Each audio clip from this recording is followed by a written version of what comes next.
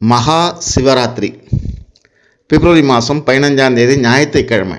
இந்த சிவராத்திரி அந்த காலத்தில் நடக்கக்கூடிய பூஜைகளில் நாம் அபிஷேக பொருட்களையும் பூக்களையும் நைவேத்தியமாக தரும்போது ஒவ்வொரு காலத்திலும் நடக்கக்கூடிய அபிஷேக ஆராதனைகளில் மாறுபட்ட பலன்கள் கிடைக்கும்.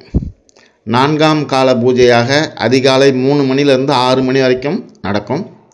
இது தேவர்கள் ரிஷிகள் சிவபெருமானை வழிபட்ட நேரம்.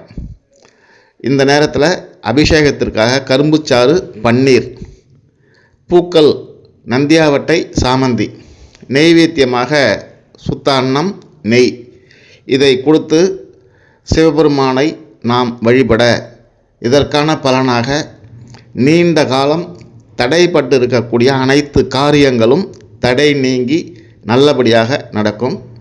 மன அமைதி கிடைக்கும்.